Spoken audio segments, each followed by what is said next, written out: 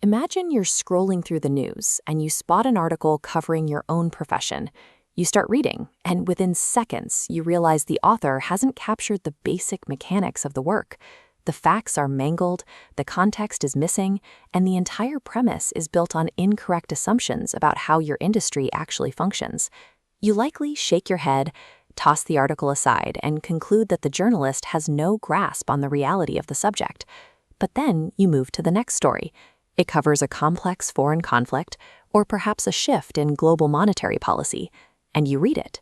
You accept the narrative at face value, instantly forgetting that the same institution that just botched the story about your day job is now providing your entire understanding of international diplomacy. We repeat this cycle every day. We voluntarily wipe our memories to maintain our faith in the broadcast.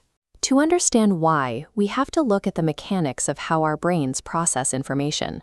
This cognitive glitch is known as the Gell-Mann amnesia effect. Author Michael Crichton first identified this behavior, noting how easily we discard our own skepticism the moment we turn the page. The brain compartmentalizes doubt. We isolate recognized lies strictly to topics we know well, while allowing the very next piece of information to drop straight into our understanding of the world. This amnesia resets every morning, trapping us in a loop of misplaced trust. The Gell-Mann amnesia effect suggests our critical thinking has a biological limit. The moment we step outside our narrow lane of personal expertise, we leave ourselves exposed.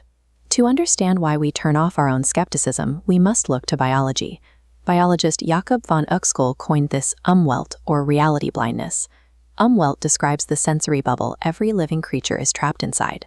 We only experience the small fraction of the world that our specific biological sensors can detect. Human vision is a prime example. The physical universe is just a sliver of the electromagnetic spectrum our eyes can translate into light and color. A bat navigates a complex three-dimensional environment in pitch blackness entirely through echolocation, and the mantis shrimp can perceive colors and light waves that our human brains do not even have the architecture to conceptualize. This biological restriction also applies to our information intake. Just as we are physically blind to most of the universe, we are intellectually blind to the events happening outside our immediate perception. However, we still have to make choices, who to vote for or how to manage our finances, based on those distant events. Because we cannot personally verify them, we require a mental map to navigate a world we cannot see. We use the media to fill in the blanks on that map. We trust their reporting because the alternative, trying to function with no information at all, makes it impossible to make decisions. Since our survival depends on understanding a world we can't fully observe, we outsource our reality to the news, often accepting the Gell-Mann amnesia as the price of having a map to follow. When this glitch is scaled up to a global population, it creates a condition known as hypernormalization, a term introduced by Alexei Yurchak. Yurchak used the term to describe the final years of the Soviet Union. The system was failing, but everyone pretended it worked because they could not conceive of a valid alternative. We see a similar mutual deception in modern media.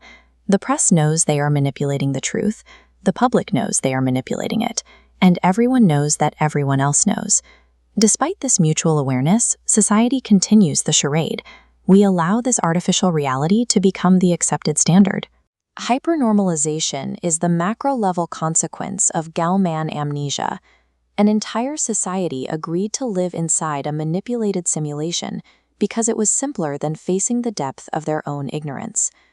Once you understand the mechanics of Umlaut and hypernormalization, the theater of the daily news cycle becomes obvious. To break the cycle, you have to actively fight your amnesia. The next time you read about a foreign war or the economy, apply the same scrutiny you apply to your own profession. While we cannot escape our biological limits, we have the cognitive power to stop trusting the institutions that exploit them. Refusing to forget the lie you caught them in one page ago is the first step toward genuine media literacy.